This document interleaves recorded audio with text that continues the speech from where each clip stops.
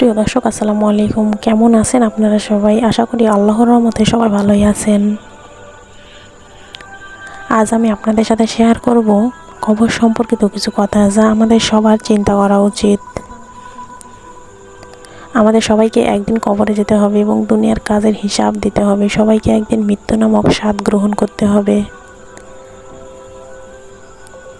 তাই আজ আমি আপনাদের কাছে কবরের চিন্তা নিয়ে কিছু কথা উপস্থাপন করতে চাই।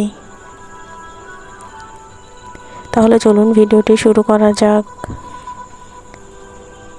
কবরের চিন্তা। আল্লাহ তাআলা আমাদেরকে সৃষ্টি করার সময় না আমাদের পরামর্শ নিয়েছেন, না আমাদের জিজ্ঞেস করেছেন, না আমাদের অবহিত করেছেন। তিনি আমাদের সৃষ্টি করেছেন। তার ইচ্ছা হলো আমাদের সৃষ্টি করা। তারপর কাউকে পুরুষ আর কাউকে নারী বানিয়েছেন। পুরুষ একদিকে বসে আছে আর অন্যদিকে পর্দার আড়ালে নারীরা রয়েছে। আমরা কেউ দাবি করিনি বা আবেদনও জানাইনি আমাকে পুরুষ বানানো হোক এবং নারী বানানো হোক। তার ইচ্ছে অনুযায়ী আমাদেরকে তিনি এই সৃষ্টি করেছেন। তারপর আমাদের ভিন্ন জাতি ও গোত্রে বিভক্ত করেছেন। আমরা আবেদন জানাইনি যে আমাকে এই জাতিতে, এই গোত্রে এবং এই বংশের সৃষ্টি করা হোক। তো আমরা দেখতে পাচ্ছি আমাদের সৃষ্টিতে আমরা সম্পূর্ণরূপে অসহায়। এখানে আমাদের কোনোই হাত নেই,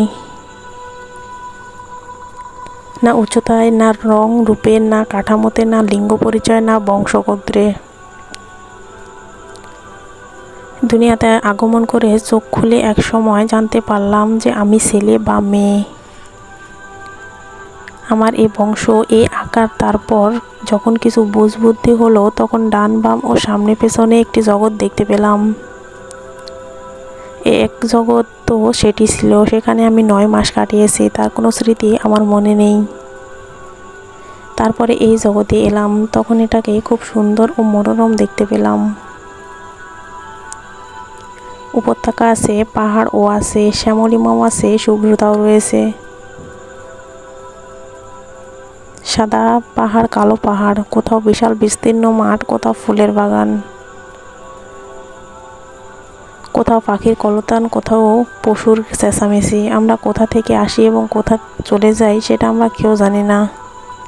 মৃত্যু নামক যন্ত্রণা থেকে বাঁচার তৌফিক আমাদের সকলকে আল্লাহ পাক দান করুন। আমরা যেন সম্মানের সহিত মৃত্যুবরণ করতে পারি, খারাপ কাজ থেকে যেন বিরত থাকি। প্রিয় দর্শক, কথাগুলো আপনাদের কেমন লাগলো অবশ্যই জানাবেন। আর যদি ভালো লেগে থাকে তাহলে চ্যানেলটি সাবস্ক্রাইব করতে ভুলবেন না। সবাই ভালো থাকুন, সুস্থ থাকুন আর আমার ভিডিওগুলো দেখতে থাকুন। ধন্যবাদ সবাইকে।